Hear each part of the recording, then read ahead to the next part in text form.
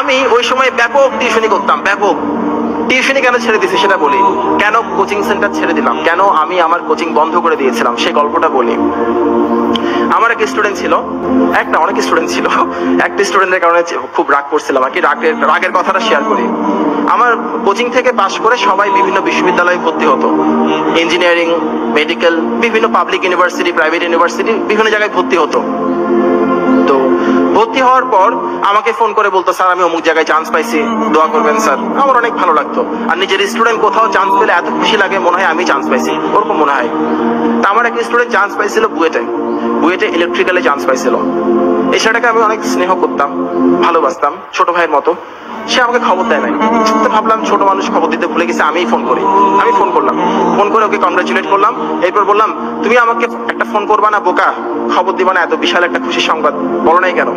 তখন সে আমারে বললো, স্যার আপনি ফোন করেন নাই কেন? আমি বললাম, আচ্ছা সরি, আমি আসলে ভুলে গেছি। আমাকে বলে, স্যার ইটস ওকে, অসুবিধা নাই। তো আমি, আচ্ছা, তো তুমি একদিন কোচিং এ আসো, তোমাকে একটু মিষ্টি মুখ করাই, তুমি এত কষ্ট করছো, চান্স পাইছো। বলে, স্যার আমি আসলে একটু ব্যস্ত আছি, আমি সময় পেলে আসবো। তাহলে আচ্ছা ঠিক আছে, থ্যাংক ইউ, ভালো করে পড়ো। বলে, স্যার একটা বুদ্ধি দিই আপনাকে। আরে হ্যাঁ বলো। বলে, স্যার আপনার কোচিং থেকে এবার ভালো ভালো জায়গায় চান্স পাইছে, অনেক জায়গায়, আপনি মনে হয় খবরও রাখেন নাই। বলে, না আমি কিছু কিছু খবর জানি। বলে, স্যার আপনি এরকম ক্লাস হলে তো কোচিং চালাতে পারবেন না, আমাকে বলতেছে। আরে কি রে ভাই, এইভাবে কথা বলে কেন? তো আমি বললাম, স্যার বলে কি, স্যার একটা কাজ করেন, যারা যারা বিভিন্ন জায়গায় চান্স পাইছে সবাইকে ডাকেন, একটা ছবি তুলেন স্যার, সবার থেকে একটা প্রোফাইল সংগ্রহ করেন, একটা মতামত সংগ্রহ করেন। এরপর স্যার লিফলেট ছাড়েন। লিফলেট না ছাড়লে স্যার স্টুডেন্ট পাবেন না, আমরা হেল্প করবো স্যার। আপনি লিফলেট ছাড়লে আপনার ফাইন্যান্সিয়ালি আপনি অনেক গেনার হবেন স্যার, যেহেতু আপনি এটাই করতেছেন। তখন আমার কাছে মনে হচ্ছিল কেউ একজন আমার গালের মধ্যে ঠাস ঠাস করে জল লাগাই দিছে। আমি কাকে পড়াইছি? আমার এটা মনে হচ্ছিল শিক্ষক অনেক বড় জিনিস, কাকে পড়াইছি আমি? আমার চোখ দিয়ে টপ টপ পানি পড়ছিল, ওর পক্ষে দেখা সম্ভব ছিল না। তখন আমি সিদ্ধান্ত নিলাম, যাদেরকে পড়াচ্ছি তারা বড় হয়ে আমাকে কতটুকু ভালোবাসবে, কতটুকু মনে রাখবে, কিংবা এই ধরনের অকৃতজ্ঞ আচরণ করবে কিনা। ওর কথায় কষ্ট পাওয়ার আরেকটা কারণ ছিল, এই ছেলে যখন ক্লাস 9-এ সেকেন্ড টার্মিনাল পরীক্ষা দেয়, তখন তার বাবা আঙ্কেল মারা যান, স্ট্রোক করে মারা গিয়েছিলেন। তো ওনার মৃত্যুর পর আন্টিকে আমি ডাকলাম, ডেকে বললাম, ও আমার কাছে করুক, অসুবিধা নাই, ওর জন্য কোনো ফি লাগবে না। আন্টি বলে, অসুবিধা নেই, আমাদের ফাইন্যান্সিয়াল সমস্যা নেই, কিন্তু আমি জানি ওদের সমস্যায় আছে। আমি বললাম, আন্টি সমস্যা নেই, মন থেকে বলছি, ওর জন্য কোনো ফি দিতে হবে না, ও এমনি ফ্রি পড়বে, আমার কোচিং অনেকে ফ্রি পড়ে।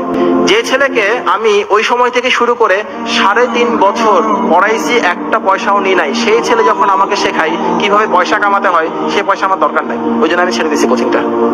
আরেকটা ঘটনা ঘটছিল, আমি যখন পড়াচ্ছি আমার ডিগ্রি কমপ্লিট করতেছে না, তখন আমার স্টুডেন্টদের গার্ডিয়ানরা বাইরে গিয়ে বিভিন্ন কথা বলতো, যে স্যার তো শুধু মাস্টারি করতেছে, কোনো মাস্টারি হচ্ছে বা শিক্ষকতা হচ্ছে আমাদের সব সমাজে সবচাইতে সম্মানিত, একই সঙ্গে স্যাডলি অসম্মানিত পেশা। আমার বলতে খারাপ লাগছে, কিন্তু এটা দুর্ভাগ্যজনক, জাতি হিসেবে আমাদের জন্য খুব দুঃখজনক এই জিনিসটা। তো এখন স্টুডেন্টদের গার্ডিয়ানরা বাইরে বলতো, স্যার ওদের সারা জীবন মাস্টারি করে কাটাই দিবে, আসলে ইঞ্জিনিয়ারিং স্যারের ব্রেনে কুলাচ্ছে না, ওই জন্য স্যার ডিগ্রিটা কমপ্লিট করতেছে না, এই কথাগুলো বলতো।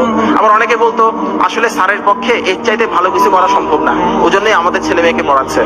আমার অনেক গার্ডিয়ান এসে আমাকে কথাটা বলে দিত, যে স্যার লোকজন এভাবে করে বলে, আপনি স্যার আপনার ডিগ্রিটা কমপ্লিট করেন, শুনতে খুব খারাপ লাগে স্যার।